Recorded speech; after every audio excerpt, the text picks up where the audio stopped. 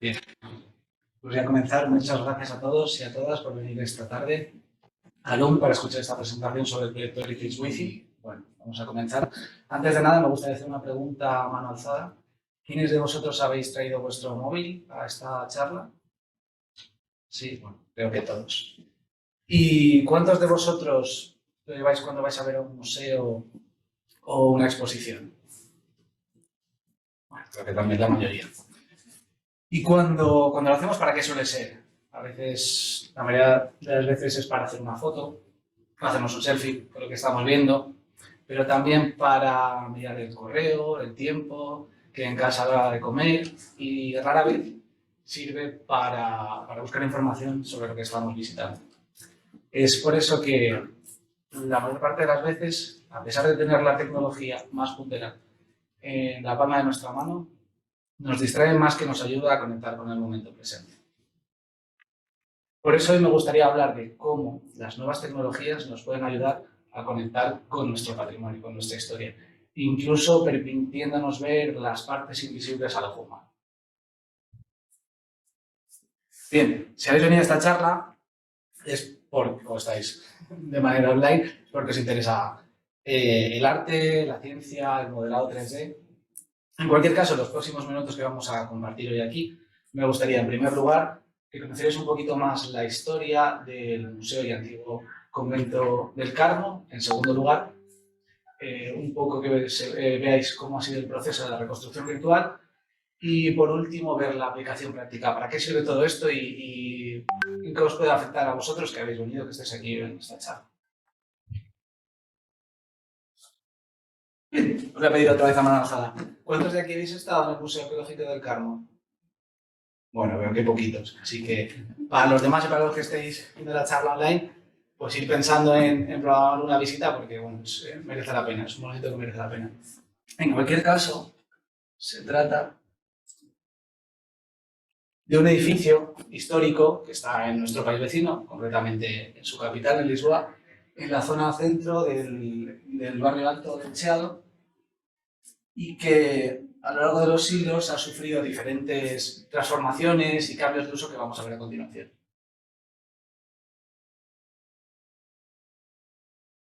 Bien, tenemos que viajar hasta el siglo XIV, más concretamente al año 1389, cuando este hombre, don Nuno Álvares Pereira, decide fundar el convento. Lo hace a la devoción de la Virgen del Carmen, o Carmo en portugués, por su divina protección durante las batallas contra los castellanos. Así que, en cierto modo, nuestros antepasados también tienen algo que ver con la construcción de este convento. Bien, hoy en día, pues, don Nuno probablemente había proyectado una rotonda con una escultura feísima que no hubiera gustado a nadie, pero en ese momento lo que se llevaba era eso, la construcción de templos cristianos. Tras pedir permisos al rey João I de Portugal y al Papa en Roma, y después de gastarse una fortuna, tiene que reconstruir hasta 3 veces los cimientos por problemas estructurales, pero finalmente consigue levantar uno de los templos, edificios religiosos más bellos de la época, o al menos eso es lo que nos dicen las crónicas. Para que os hagáis una idea, pues casi tan bonito como la Catedral de la Almudena. Bueno, ya sabéis que para gustos colores.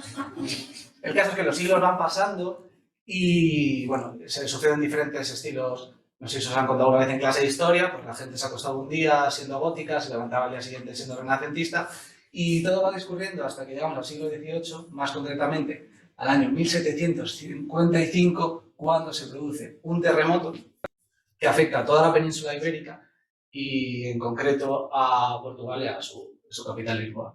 Y en este terremoto va a asolar la ciudad, el convento del Carmo va a perder tanto su techumbre como parte de los muros y, consecuentemente, después se produce un incendio en la ciudad que va a hacer que gran parte de las obras de arte que estaban en el interior también se pierdan. Esto, como comprenderéis, marca un antes y después en la historia del edificio. Bien, los monjes carmelitas que estaban en el convento siguieron viviendo allí durante un tiempo y enseguida empezaron a proyectar la reconstrucción en un estilo ya neogótico. Pero, amigos, poderoso caballero es don dinero. Y entonces el Estado portugués comienza la expropiación de los bienes eclesiásticos, arrebatando a la orden la propiedad del convento. Y este va a quedar abandonado durante los próximos años en un estado casi de deterioro y ruina, llegando a acumular una cantidad grande de desechos que llegaban hasta la altura del fuste de las columnas. Tenemos que irnos hasta el año 1836, donde este hombre, don Joaquín Posidonio Narciso da Silva, muy popular a la hora de pasar lista en clase, y en aquel momento el arquitecto real decide fundar la Asociación de Arquitectos Civiles y toma como sede las ruinas del convento del Carmen, haciendo que se convierta en el primer museo de arte y de arqueología del país. Desde entonces el edificio ha sufrido varias transformaciones y rehabilitaciones hasta llegar hasta su estado actual hoy en día, que es conocido con las siglas de MAC, es decir, Museo Arqueológico do Carmo, y es un museo laico que tiene una colección de arte diversa, con obras que van desde la prehistoria hasta la antigüedad y cuya nave central y transepto están al aire libre. Bien, ahora que ya conocemos un poquito más la historia del convento, vamos a pasar al proceso de la reconstrucción virtual del modelo estado actual. Esto ha sido posible gracias al proyecto Heritage Within, que tiene fondos europeos y en el cual han colaborado diferentes entidades de varios países, en concreto el CSIC y la Universidad Politécnica en España, la Universidad de Minho en Portugal, que es quien ha coordinado el proyecto, y el CNR italiano, conformando un grupo multidisciplinar, que es una frase que siempre me dijeron en la universidad que utilizar en todas mis presentaciones porque queda muy bien. Bien, pues tenemos una página web en la que hemos ido colgando todas las actualizaciones que os recomiendo encarecidamente que visitéis. Ahora que el proyecto ha terminado, también tenemos colgado el libro, la publicación sobre los resultados y, bueno, como os podéis imaginar, pues tenemos una gran cantidad de likes y casi tantos suscriptores como cualquier influencer que se precie, porque hoy en día el arte y la ciencia son trending topic. Bien, para el estudio hemos utilizado la técnica de la fotogrametría. ¿Alguien sabría decirme en qué consiste? No, bueno, pues os lo cuento. Básicamente, permite crear objetos 3D a partir de diferentes fotos tomadas de ese objeto desde distintos puntos de vista y unas condiciones de la cámara reflex que utilicemos. Esta técnica viene utilizándose desde hace décadas, no solo en arte, en arqueología y arquitectura, sino en la industria cinematográfica. Lo habréis visto, sin daros cuenta, en películas como Origen, de Christopher Nolan, o en la más reciente, Doctor Strange, de la franquicia Marvel, y gracias a ella podemos ver esos efectos especiales tan increíbles como que la ciudad se dobla sobre sí misma. Bien, en nuestro caso de estudio, el punto de partida fueron una serie de planos, pues una planta, secciones, alzados, junto a una serie de fotogrametrías realizadas previamente por la Universidad de Minho de diferentes partes del convento. Cogemos todos esos elementos y los volcamos en un programa, un software de edición y modelado 3D, y lo que vamos a hacer es alinear y escalar todos estos elementos en el espacio para poder trabajar con ellos. Aquí podemos ver la sección alineada y escalada con la parte interior del convento, la fachada oeste, los tejados que cubren la cabecera, y una vez que tenemos todo este conjunto empezamos a hacer el levantamiento. En este punto es fundamental el orden y la división. Es decir, igual que cuando estamos doblando la ropa después de haberla tendido, no podemos mezclar camisetas con calcetines ni jerseys con pantalones. Necesitamos que cada cosa esté en su sitio y que cada sitio esté en su cosa. Bien, comenzamos por la base del convento, que va a ser, digamos, como nuestros cimientos virtuales, donde vamos a ir colocando el resto de elementos, que vamos a dividir según su función arquitectónica o su ubicación en el espacio. Bien, vamos a continuar con el modelado y reconstrucción de las fachadas. En concreto, la fachada este, que es donde se encuentran las capillas, es uno de los elementos más complejos del modelado. Continuamos con los tejados que cubren la cabecera. A continuación, las columnas, que va a ser un elemento fundamental, ya que en las columnas de la nave central es donde se van a realizar los estudios de análisis y caracterización de materiales que explicaremos más adelante. Las arquerías, las capillas interiores en las naves laterales y, por último, una serie de elementos que llamamos exentos, como son el arco arbotante, que está en la fachada sur, que es el único que permanece hoy en día, de los que había, y el edificio contiguo en el lado norte, que antaño eran dependencias de los monjes y hoy en día se ha reconvertido su uso y es la sede de la Capitanía General de la Guardia Republicana.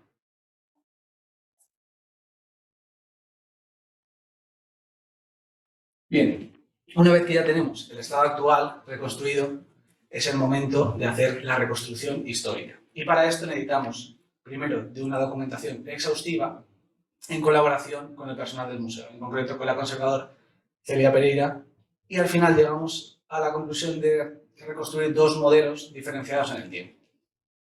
Un primero, que dataría del siglo XIV, con nuestro amigo Don Nuno, poco después de la fundación, y para este nos vamos a guiar de otros templos de la misma época junto con el modelo de la maqueta que hay en el propio museo. Luego tendríamos un segundo modelo, previo al terremoto, aproximadamente del año 1745, más recargado y que para él utilizamos grabados de la época y evidencias físicas que están en el propio Museo hoy día. Comenzando con este modelo fundacional, podemos ver que los muros del lado sur son más ligeros que en la actualidad y debido a las inestabilidades del terreno tenemos unos arcos arbotantes que sustentan esta parte. Asimismo encontramos estos arcos en la parte norte del muro y en general podemos decir que no tenemos otros edificios ya que ese es un primer momento más sencillo. En cuanto a la fachada oeste, la fachada de acceso principal tiene ventanas góticas propio del estilo de la época y en general en la zona de la sacristía era de menores dimensiones porque todavía no había sido ampliado. Bien, en contraposición, el modelo previo al terremoto, en la misma fachada este encontramos tres cuerpos más diferenciados, así como la existencia de ventanas más grandes. En la parte norte, esos arcos arbotantes que habían desaparecido para dar paso a un claustro que en altura ha reducido la iluminación al interior del templo. Para contrarrestar esta falta de iluminación, en el muro sur se crea un claristorio, que es un pasadizo por el cual accede más luz y eso hace que los muros se regresen en este punto. En cuanto a los arcos arbotantes de este muro, siguen estando, pero ahora se encuentran embebidos al edificio contiguo que es el Palacio de Valadares. Bien, y ya por último, en cuanto a la reconstrucción de la parte interior, uno de los elementos más complicados a la hora de reconstruir han sido las bóvedas, puesto que teníamos poca información al respecto de las mismas y ha sido gracias a las evidencias físicas al interior del templo que nos han permitido ver cuál sería el punto de arranque de estas bóvedas. Bien, utilizando como modelo las bóvedas que hay en la sacristía y en la cabecera, hemos creado una bóveda sespartita tipo propia del gótico que hemos adaptado luego en tamaño y en altura al resto de las naves. Inclusive, y a modo de homenaje, hemos añadido en las claves el escudo de nuestro fundador, Don Nuno Álvarez, ya que sabemos por documentación histórica que su heráldica decoraba las bóvedas del convento. Bien, ya por fin con este modelo reconstruido pasamos a la parte de aplicación. Y aquí nos podemos preguntar, ¿para qué sirve? ¿Cuál es la finalidad de todo esto? Bueno, pues una de las aplicaciones que podemos hacer es, como todos los que estáis aquí, que vais a visitar el Museo de Carmo, hacer un viaje por ese modelo previo al terremoto de 1755 sin ni siquiera haber estado ahí. Entonces, bueno, vamos a hacer la prueba.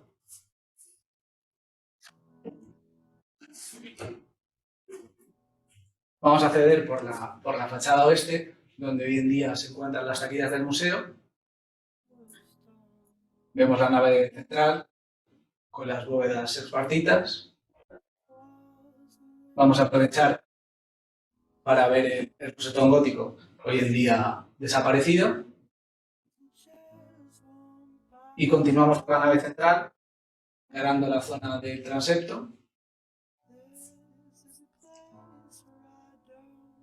En este punto llegamos a las capillas, que hoy en día, como os he comentado, están tapiadas, pero originalmente se podía acceder.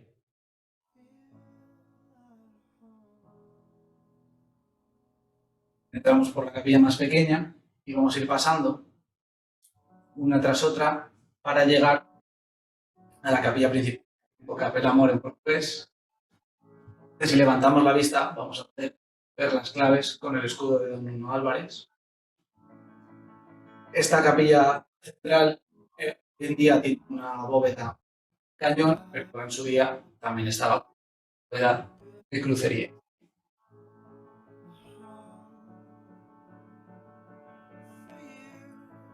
Seguimos transcurriendo por el resto de las capillas y vamos a parar hasta la zona de la sacristía, retablo manierista, y ahora al girar veremos la puerta de acceso al exterior.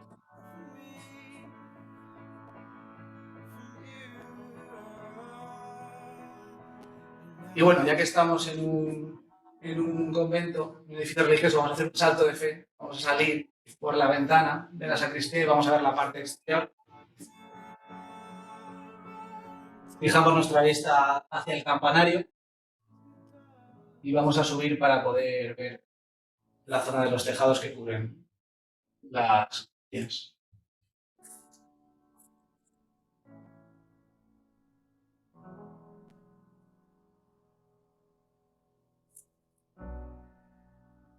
Bien, vamos a ir descendiendo. Continuamos con esas escaleras de acceso que permitían la subida de los fieles para visitar el convento de la Virgen del Carmo. Pasamos por debajo del arco arbotante, el único que se conserva hoy en día. Vemos la puerta de acceso sur al transepto. Y ahora vamos a pasar por la parte baja de los arbotantes, dejando el Palacio de Baladares a nuestra izquierda.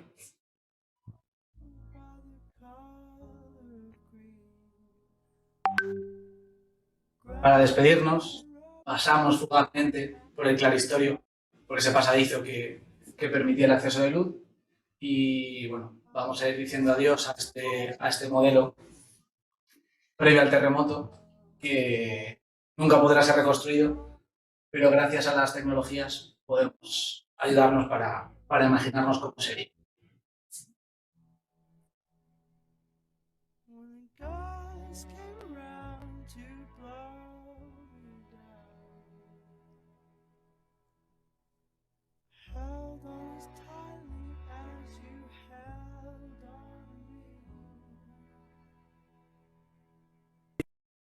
Bien, pasando a otro tipo de aplicaciones del modelo virtual, el modelo es un contenedor de información en sí mismo.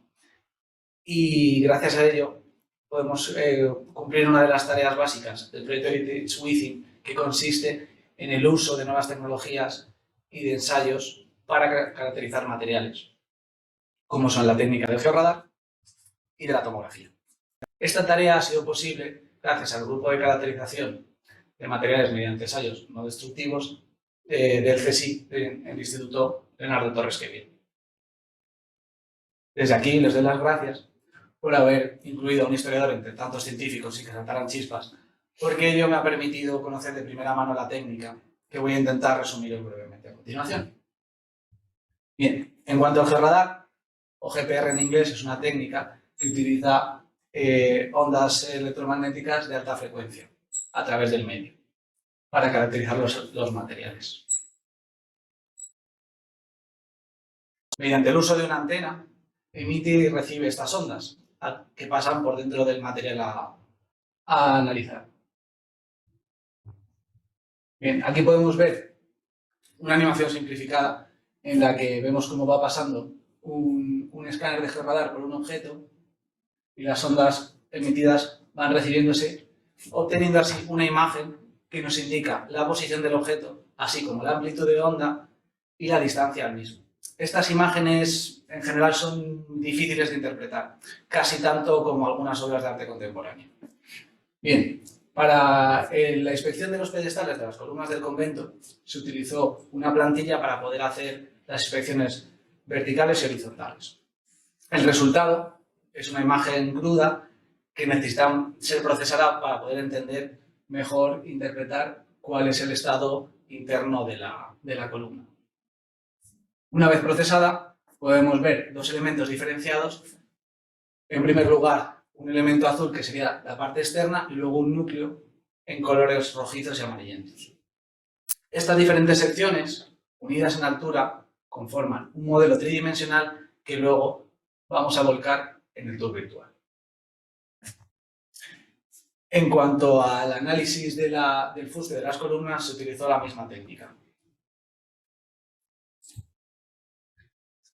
Aquí podemos ver un barrido vertical en la columna y para ello fue necesario la instalación de 2 andamios en cada uno de los laterales que permitió hacer la inspección a una altura de hasta 8 metros. Los resultados, igual, son secciones transversales que se van uniendo en altura para conformar otro modelo tridimensional que nos muestra en colores rojos fragmentos de restos metálicos que servían para unir los diferentes tambores. Y ello hemos podido constatarlo en otras columnas del convento. Y ya para acabar vamos a hablar de la tomografía, que es otra técnica no destructiva de caracterización de materiales. La habréis escuchado, sobre todo la más común es el TAC, o la tomografía axial computarizada, que se utiliza ampliamente en medicina.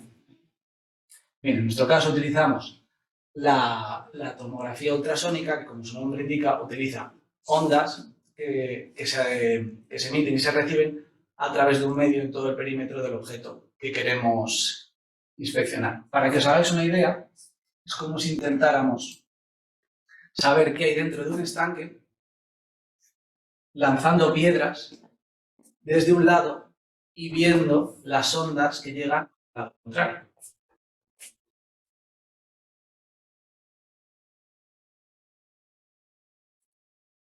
Para hacer las inspecciones se fabricó un sistema exprofeso automatizado con 4 sensores en cada uno de los ejes. Estos ejes son reconfigurables y extraíbles para adaptarse tanto al fuste de las columnas como a los pedestales.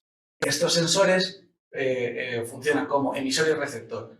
Uno emite y el resto recibe la señal de los rayos ultrasónicos. Asimismo, como el medio de propagación es el agua, fue necesario añadir un sistema hidráulico reciclable que mandara el agua arriba y abajo de las columnas. Aquí podemos ver los datos de atenuación. La atenuación baja está en colores azules y ello implica que el interior de la columna es homogénea. En cambio, valores de atenuación altos, en colores rojizos, indican que hay defectos o grietas en esa columna. Una vez unificados todos estos datos, podemos ver aquí que la parte baja de los tambores en esta columna está más dañada que la parte superior. Y la mejor manera de ver todos estos datos es en el tour virtual, que vamos a hacer ahora en tiempo real, pero antes me gustaría mostraros el making of del proyecto Heritage Within, que resumen de manera visual todo lo que hemos hecho durante este último año y medio, y así aprovecho un poquito para descansar. Ahora vamos a intentar conectarnos a la aplicación. Para los que estéis viendo la charla de manera online, podéis conectaros con la página aquí debajo, y los que estáis aquí, si queréis utilizar vuestros móviles que habéis traído a esta charla, podéis escanear el código QR y acceder a la plataforma. Lo primero, tanto si estáis desde móviles como desde el ordenador, es darle al botón derecho o en el móvil, presionar un poco la pantalla y darle a la opción de ver en pantalla completa, porque va a ser mucho más fácil la navegación. Y para terminar, me gustaría dar las gracias a todos vosotros y vosotras por haber venido hoy, y a Lum por darme la oportunidad de hacer esta presentación. Recordad que el uso de nuevas tecnologías debe ayudarnos a conectar con nuestro patrimonio y nuestra historia, en lugar de distraernos mientras los disfrutamos. Muchísimas gracias.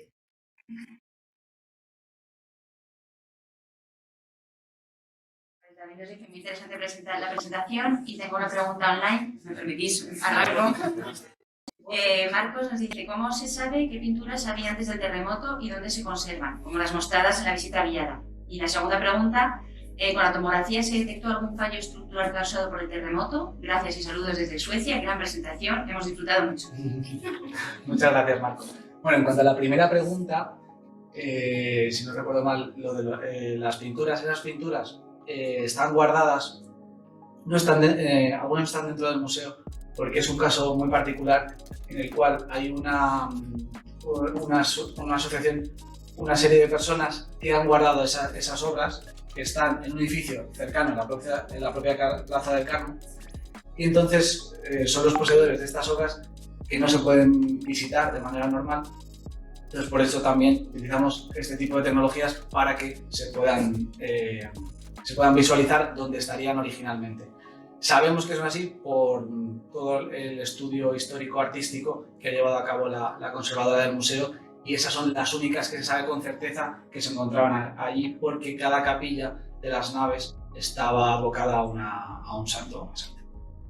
Y respecto de la segunda pregunta, pues en cuanto a la tomografía, pues sí, sobre todo en el museo y la Asociación de Arqueólogos son conscientes de los problemas estructurales que pueden tener estas columnas, pero no hay, en principio, a pesar de que ya he explicado que hay tambores que están más degradados que otros, en principio no hay ningún peligro de derrumbe, es decir, que están degradados, pero una degradación normal para que no haya peligro de que se caigan.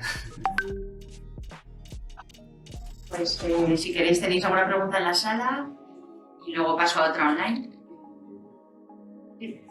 ¿Hay alguna idea de reconstrucción real de ese edificio, de proyecto real de reconstruir parte o total del edificio? No, en principio quien lleva la gestión del museo, que es la Asociación de Arqueólogos Portugueses, y en esto estoy personalmente de acuerdo con ese planteamiento, hay un valor de la ruina, es decir, este edificio sufrió esta pérdida y, como decía John Ruskin, pues la ruina tiene un valor, ha cambiado su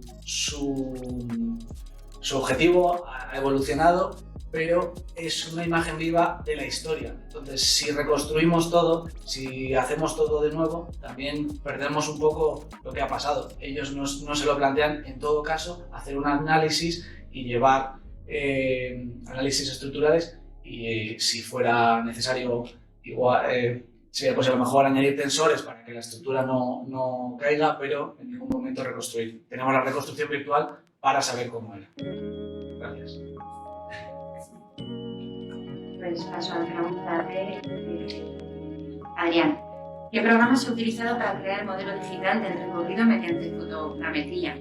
Él conoce Agisoft Metashape, pero es un programa que no dispone de herramientas de modelado para corregir errores. ¿Os apoyáis en otros software como Blender o 3ds Max? Sí, pues sí, correcto, has dado en el clavo. El programa, hay un montón de software hoy en día y la verdad es que es muy difícil estar al día de todo lo que hay. En el caso concreto de este proyecto se utilizó Blender, que es un software libre, que se puede aprender de manera autodidacta. Hay muchos cursos por ahí, si alguien me quiere contactar al respecto, pues estoy encantado de hablar más.